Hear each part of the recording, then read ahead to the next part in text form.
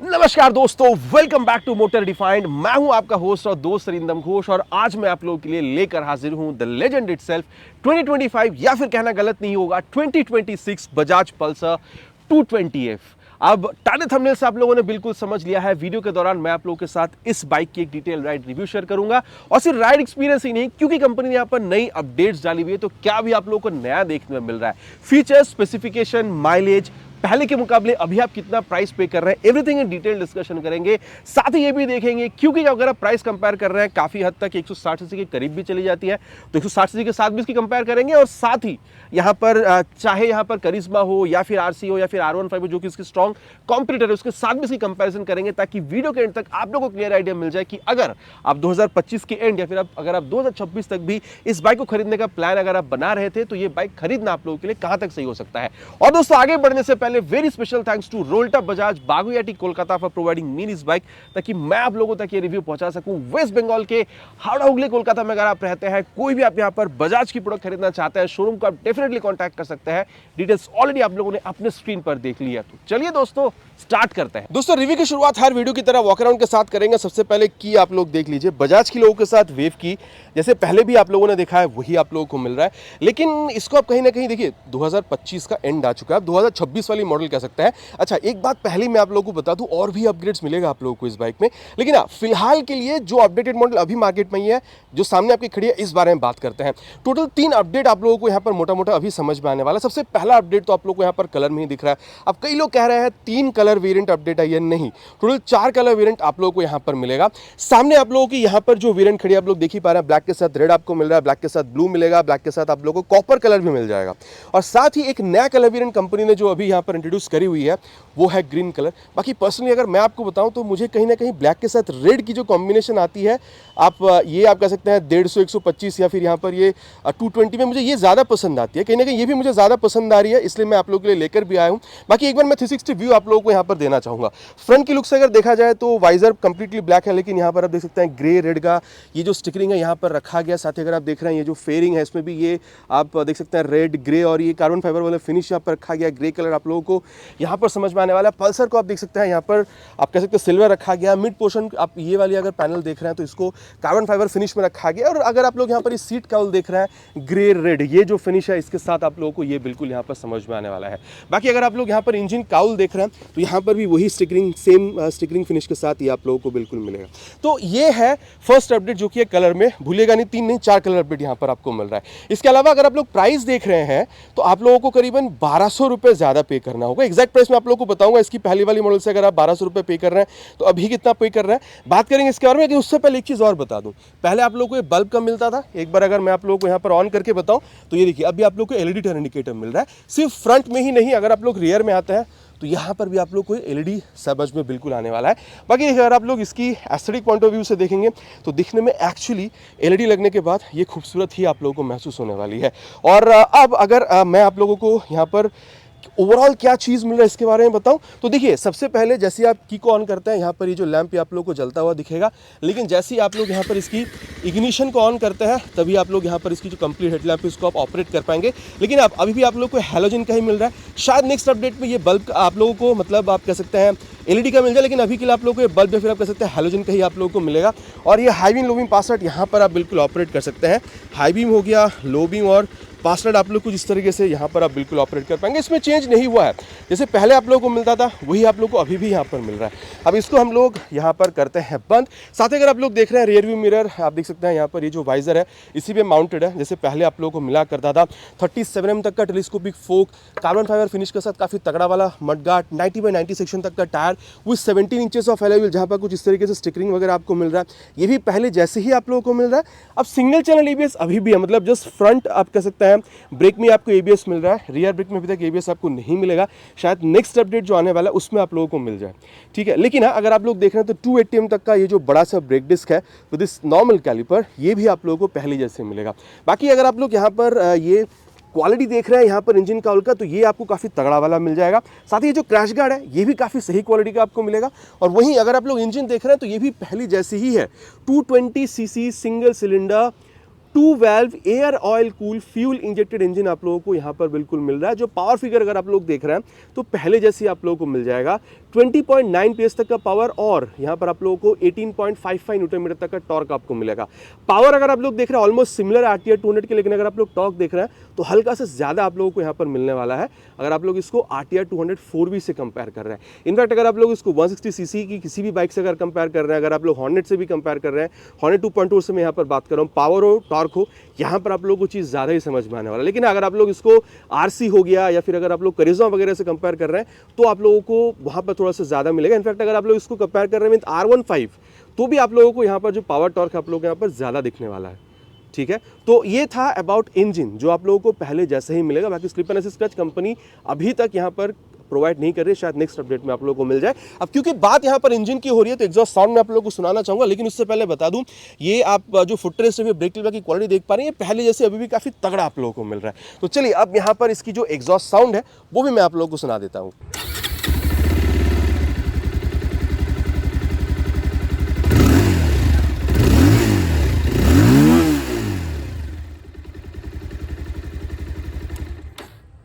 बाकी दोस्तों आप लोगों को साउंड कैसी लगी नीचे प्लीज कमेंट पे लिखकर बताना नहीं भूलिएगा।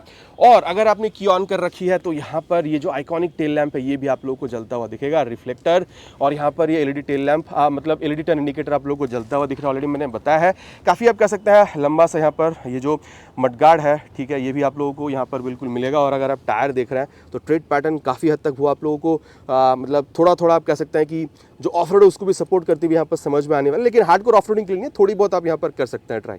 अगेन कहूँगा हार्ड गोल के लिए नहीं है। 120/80 सेक्शन तक का tyre with 17 inches of alloy wheel, ये भी पहले जैसी ही है। 230 तक आप लोग को यहाँ पर ब्रेक डिस्क मिलेगा। बाकी ये जो आप यहाँ पर सेंसर देख पा रहे हैं ये आप कह सकते हैं RLP के लिए भी यहाँ पर लगाया गया है, rear view lift up production. जब आप फ्रंट ब्रेक कसकर पकड़ते हैं तो रियर टायर जो उछलती है उससे आप यहाँ पर आपको प्रोडक्शन देने के लिए इसको लगाया गया है। बाकी अगर आप लोग देख रहे हैं तो यहाँ पर एंड्योरेंस की जो डुअल हाइड्रोलिक शॉक एब्जॉर्बर है जो कि एडजस्टेबल है, ये पहले जैसे ही आप लोगों को यहाँ पर बिल्कुल मिलेगा। इसके अलावा अगर आप लोग देख रहे हैं तो इसकी जो लेफ्ट पोर्शन है यहाँ पर आप लोगों की जो साइड गार्ड है ये मिल जाएगा। Open engine system sporty look देने के लिए ये आपको मिलेगा। बॉक्स एक्शन स्विंग आर्म है, मेन स्टैंड मिलेगा with side stand and side stand engine cut off sensor. बाकी 5 स्पीड गियर बॉक्स है। एक्सेलरेशन तो हम लोग टेस्ट करने ही वाले हैं, 1 डाउन 4 अप। और साथ ही अगर आप लोग यहाँ पर सीट देख रहे हैं तो ये पहले जैसे आप लोग को अभी भी स्प्लिट ही मिलने वाला है। बाकी ग्रैब हैंडल जो है ये भी आप लोगों को यहाँ पर स्प्लिट ही मिलेगा। 795 तक का सीट हाइट आप लोगों को मिल रहा है, अप्रॉक्सीमेटली 5'5" अगर आपकी हाइट है तो आप आराम से इस बाइक को चला पाएंगे, प्रॉब्लम आपको नहीं होना चाहिए। साथ ही अगर आप लोग टैंक देख रहे हैं तो यहाँ पर E20 स्टिकरिंग के साथ ये आप लोग को मेटालिक 15 लीटर तक का मिल रहा है, जहाँ पर ये टैंक पैड भी आपको मिल रहा है ताकि स्क्रैचेस वगैरह से इसको बचाया जा सके। और माइलेज आप यहाँ पर अप टू 40 kmpl एक्सपेक्ट कर सकते हैं। अगर आप ओनर रह चुके हैं ऑलरेडी 220F का तो नीचे प्लीज कमेंट पे लिखकर बताइएगा कि आप लोगों को माइलेज कितना मिला है। अगर आप लोग ग्राउंड क्लियरेंस देख रहे हैं पहली जैसी ही है 165 mm तक का, और वेट अगर आप देख रहे हैं अप्रॉक्स 160 किलोग्राम तक का आप लोगों को यहाँ पर बिल्कुल मिलेगा। हैंडल बार पहले जैसे आप लोग देख रहे हैं ये क्लिप ऑन हैंडल बार आप लोगों को यहाँ पर बिल्कुल मिलेगा। आप देख सकते हैं ये क्लच जो है इसके बारे में आगे बात करेंगे, सॉफ्ट तो है नहीं, ये मिड साइड पर ही है। हाई बीम लो बीम पास साइड के लिए स्विच, ब्लूटूथ एनेबल कंसोल है, टॉगल करने के लिए M का बटन, टर्न सिग्नल और काफ़ी अच्छा खासा आपको मिल रहा है। आप देख सकते हैं यहाँ पर मोबाइल चार्जिंग पोर्ट जो ये भी आपको मिलेगा। किल स्विच आपको मिल रहा है, नीचे है इंजन ऑन करने का स्विच। बाकी एग्जॉस्ट साउंड मैंने आप लोग को ऑलरेडी यहाँ पर सुनाई है। अब यहाँ पर जो मीटर कंसोल है इस बारे में बात करते हैं। ऑफ करके अगर मैं इसको यहाँ पर ऑन करूँ तो आप देख सकते हैं यहाँ पर ये डिजिटल है, साथ ही ब्लूटूथ है जो कि पूरा एक बार यहाँ पर ये स्वाइप लेती है। टैकोमीटर आप लोग को मिल रहा है, टाइम बता रही है, स्पीडोमीटर दिखा रहा है, देन आप लोग को ओडोमीटर बता रही है। और अगर आप लोग यहाँ पर इस बटन का यहाँ पर इस्तेमाल करते हैं तो आप लोगों को यहाँ पर ये वार्निंग बता रही है, ठीक है। वार्निंग में जाएंगे फ्यूल कम है तो वो फ्यूल भराने के लिए कहेगी। सेटिंग में जाएंगे तो क्लॉक वगैरह आप सेट कर सकते हैं। इसके अलावा यहाँ पर आप देख सकते हैं जो इंस्टेंटेनियस फ्यूल इकोनॉमी वगैरह वो आपको दिखाएगी। Average fuel economy for trip A, trip B, ये सारी चीज़ें आप लोगों को यहाँ पर ये बिल्कुल बताती है।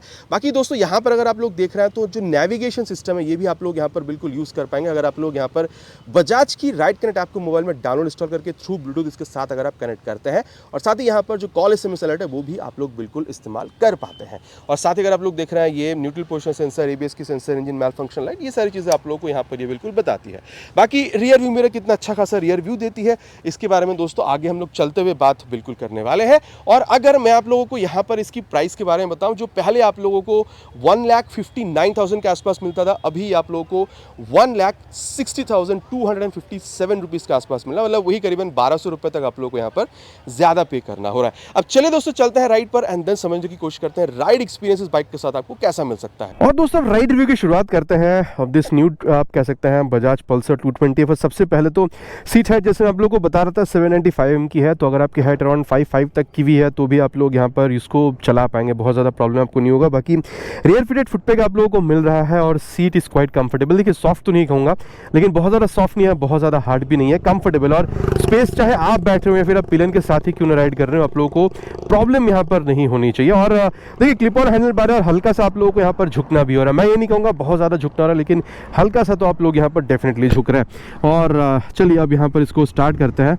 फर्स्ट गियर, सेकेंड गियर, ओहो देखिए पावर टॉर्क की कमी। देखिए ऐसे ही इसको लेजेंड नहीं कहा जाता था, ठीक है, अभी भी है इनफैक्ट अगर आप प्राइस पॉइंट को कंपेयर कर रहे हैं तो। और इनिशियली पावर टॉर्क जो आप लोगों को ये बाइक निकाल कर देती है बहुत बढ़िया, बहुत प्यारी निकाल कर बिल्कुल देती है। और मैं तो कहूँगा चाहे आप राइड कर रहे हो या फिर आप पिलन के साथ ही क्यों ना हो, आप लोगों को यहाँ पर मतलब पावर टॉर्क में यहाँ पर किसी भी तरह से इनिशियल आप कह सकते हो जो एक्सीलरेशन में वो लैग वगैरह वो सब चीज़ आप लोगों को बहुत ज़्यादा यहाँ पर फील नहीं होने वाला है, ठीक है। और अगर आप लोग क्लच देख रहे हैं तो मिड साइड पर है भाई, सॉफ्ट तो नहीं है लेकिन बहुत ज़्यादा हार्ड ऐसा भी नहीं कहूँगा। और अगर आप लोग यहाँ पर ये गियर शिफ्टिंग देख रहे हैं तो मैं कहूँगा चाहे आप यहाँ पर अप शिफ्ट कर रहे हो या फिर आप डाउन शिफ्ट कर रहे हो, एकदम ही हल्के से एफर्ट के साथ काफ़ी स्मूथली शिफ्ट हो जाती है।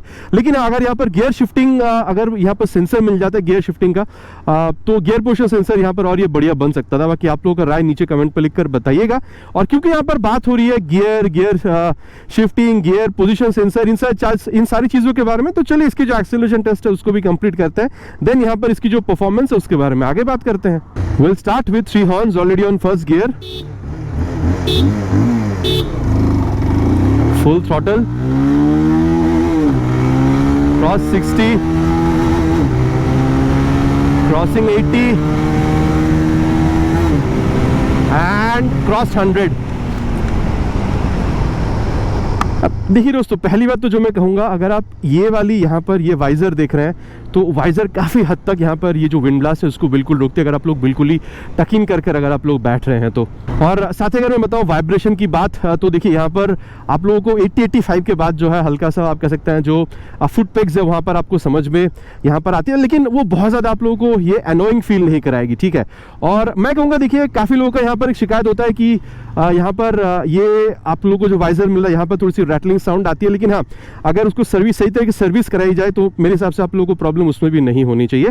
और मैं कहूँगा देखिए स्टेबिलिटी में कोई प्रॉब्लम आपको नहीं होगा, इंजन हीटिंग की इशू आपको फील नहीं होनी चाहिए। कंफर्टेबल क्रूजिंग स्पीड अगर आप हाईवेज में देखते हैं तो 90-100 तक भी आप लोग आराम से मानकर चल सकते हैं, प्रॉब्लम आपको मेरे हिसाब से नहीं यहाँ पर होनी चाहिए। माइलेज 40 तक की आप लोगों को मिल जानी चाहिए, उससे ज़्यादा अगर आप लोगों को मिला है तो नीचे प्लीज़ कमेंट पर लिखकर बिल्कुल बताइएगा। अब दोस्तों अगर आप लोग इसको एक्सट्रीम 160 या फिर 160 और 4V अपाचे 164 भी अगर आप N160 के मुकाबले देख रहे हैं तो टॉप स्पीड यहाँ पर आपको डेफिनेटली बेहतर मिलेगी। इनफैक्ट 200 4V से भी अपाचे की अगर आप कंपेयर करें तो टॉप स्पीड बेटर है।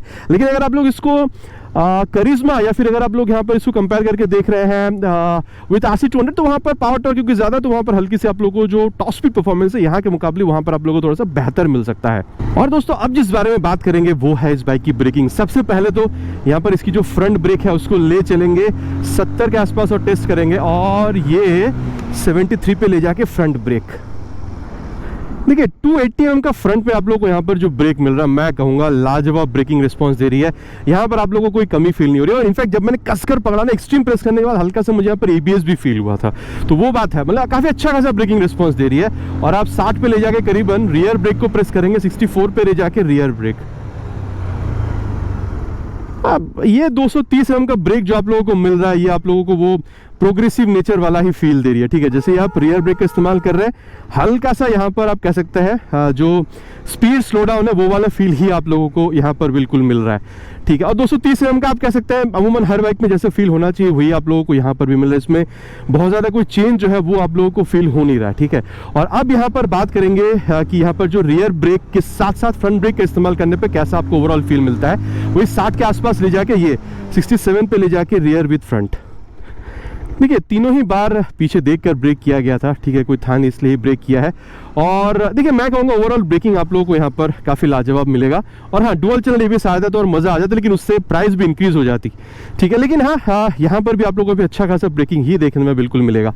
सस्पेंशन की जहाँ तक बात है, देखिए मैं कहूँगा यहाँ पर आप लोगों को मिड साइड पर मिल रहा है। मैं नहीं कहूँगा सॉफ्ट है, मैं नहीं कहूँगा हार्ड है, लेकिन इस तरीके से ट्यून करा गया है कि अगर आप हाई स्पीड, टॉप स्पीड, छोटा मोटा कॉर्नरिंग आप कर रहे हो, या फिर थोड़ा बहुत अगर आप गड्ढों पर भी जा रहे हैं ना, तो वहाँ पर भी आप लोगों को बहुत ज़्यादा मतलब कोई झटका वो फील नहीं हो रहा। हाँ, डेफिनेटली अगर आप ज़्यादा गड्ढों पर जाएंगे फिर तो झटका आप लोगों को बिल्कुल ये फील कराते हैं, लेकिन छोटे मोटे आप कह सकते हैं गड्ढों पर आप लोगों को बहुत ज़्यादा यहाँ पर ये जर्क फील नहीं कराते, काफ़ी कंफर्टेबली आप लोगों को फील होता है। मतलब इंडियन रोड कंडीशन के हिसाब से काफ़ी अच्छा खासा सुटेबल एक राइड ही आप लोगों को यहाँ पर बिल्कुल प्रोवाइड कर सकती है। देखिए ओवरऑल फील की जहाँ तक बात अगर मैं आप लोगों को बताऊँ तो रियर व्यू मिरर काफ़ी अच्छा खासा रियर व्यू दे देती है। स्पीडोडो टैको बस गियर पोजिशन सेंसर की यहाँ पर कमी है। स्पीडोडो टैको तो आप लोगों को मिल रहा है, मोबाइल चार्जिंग पोर्ट भी मिल जाता है, नेविगेशन, कॉल एसएमएस अलर्ट, ये सारी चीज़ें आप लोगों को यहाँ पर कंसोल में बिल्कुल मिल रहा है। हैंडलिंग इसकी आप यहाँ पर आप लोगों को काफ़ी सही लगेगी। सस्पेंशन काफ़ी अच्छी तरीके से ट्यून्ड आप लोगों को मिलेगा, चाहे आप थोड़े मोड़े गड्ढों पर आप क्यों ना राइड कर रहे हो या फिर इस तरीके से आप मतलब अच्छे रास्तों पर आप राइड कर रहे हो, काफ़ी कंफर्टेबल राइड आप लोगों को मिलेगा। लेकिन जैसे मैंने कहा था, अगर आप ज़्यादा गड्ढों पर जाएंगे तो झटका भी आप लोगों को फील कराएगी।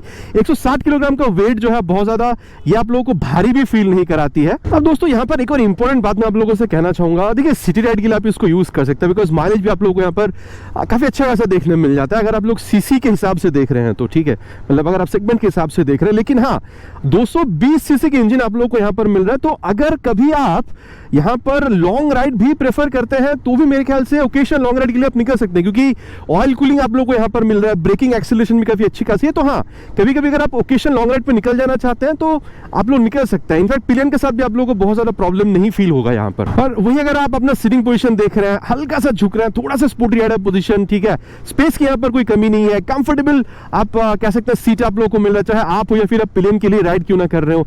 तो मिला जुला के अगर आप लोग देख रहे हैं, काफ़ी अच्छा ही यहाँ पर आप लोग को एक ओवरऑल रिस्पॉन्स जो वो आप लोगों को मिल रहा है। कहीं ना कहीं विंड ग्लास अगर आप टकिंग करके बैठते हैं तो ये जो वाइजर है ये भी आप लोगों को काफ़ी हद तक यहाँ पर राहत बिल्कुल देती है। तो इन सारी चीज़ों को मिला जुला कर आप कह सकते हैं कि ओवरऑल राइड एक्सपीरियंस जो है वो आप लोगों को यहाँ पर एक बेहतर बिल्कुल यहाँ पर समझ में आ रहा है। बाकी दोस्तों बात कर चुके हैं, चीज़ें यहाँ पर आपको मिल क्या रहा है, राइड एक्सपीरियंस मेरी कैसी है, मैंने आप लोगों के साथ शेयर कर लिया। चलिए अब चलते हैं कंक्लूजन पर और बात करते हैं कि फिर बाइक खरीदना आप लोगों के लिए कितना सही होगा कंपटीशन के हिसाब से अगर इसको कंपेयर करके देखा जाए तो। और दोस्तों अब सत्यवचन की घड़ी कंक्लूजन का समय कि फिर ये बाइक खरीदना आप लोगों के लिए कितना बेहतरीन हो सकता है। और जैसे मैंने आप लोगों से इंट्रो के दौरान भी कहा था कि 160 सीसी के करीब प्राइस पॉइंट पे ये बाइक आप लोगों को मिल जाता है। अगर आप लोग अपाचे के मुकाबले देख रहे हैं, यूएसडी नॉर्मल हेडलैम्प के साथ 1,58,000 करीबन इसी की तरह ये वो 1,60,000 में आ रही है। अगर आप लोग टॉप मॉडल में जा रहे हैं, आप कह सकते हैं TFT कंसोल के साथ 1,68,000 एनिवर्सरी 1,71,000, तो अगेन 8 से 10 11,000 रुपये इसके मुकाबले ज़्यादा।